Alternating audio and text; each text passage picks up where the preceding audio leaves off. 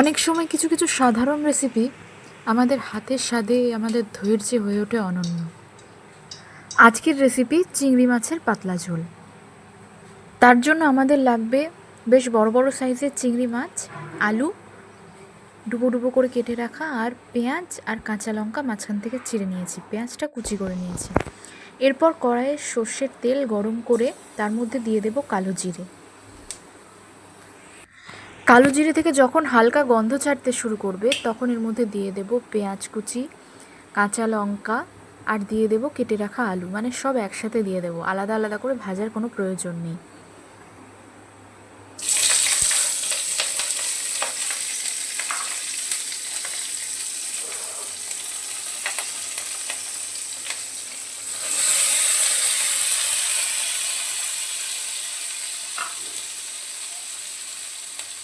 আলু, পেঁয়াজ আর কাঁচা লঙ্কা ছাড়া হয়ে গেলে এর মধ্যে দিয়ে দেবো স্বাদ মতো লবণ আর 1 চা চামচ মতো হলুদ। এরপর এই আলু আর পেঁয়াজটাকে ভালো করে ভেজে নেব, খুব ভালো না, হালকা করে ভেজে নেব।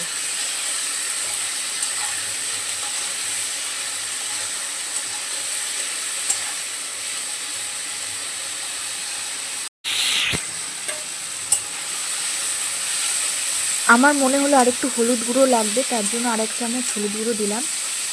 আলুটাও ভাজা হয়ে এসছে হালকা হালকা, পেঁয়াজটাও হালকা হালকা ভাজা হয়ে এসছে। এরপর এর মধ্যে দিয়ে দেব 1 চা চামচ মতো জিরে গুঁড়ো।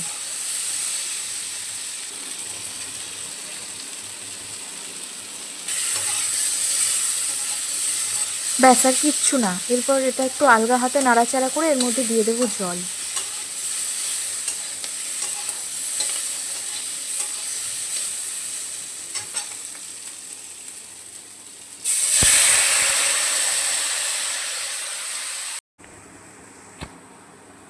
জল দেওয়া হয়ে গেলে এরপর এর মধ্যে দিয়ে দেব চিংড়ি মাছগুলো। চিংড়ি মাছগুলো আমি ভেজে ইউজ করি না, এটা যেহেতু খুব পাতলা ঝোল আর খুব ইজিলি বানানো যায়, তার জন্য আমি না ভেজেই এটা রান্না করি। কোনো কাঁচা গন্ধ লাগবে না, ভালোই লাগে খেতে। মাছগুলো দেওয়ার পর ঢাকনা দিয়ে দেব। আমি ভাবতে পারিনি যে এই রেসিপিটার এত রেকমেন্ডেশন আসবে।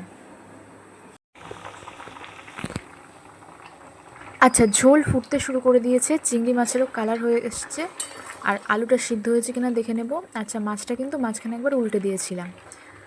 আলুও সিদ্ধ হয়ে গেছে। এরপর এর মধ্যে দিয়ে দেব 1 চা চামচ চিনি আর 1 চা চামচ গরম মশলার গুঁড়ো।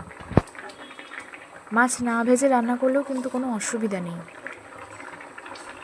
গরম মশলা গুঁড়ো দেওয়ার পর গ্যাসটা বন্ধ করে নেব। ব্যাস, তাহলেই তৈরি চিংড়ি মাছের পাতলা ঝোল।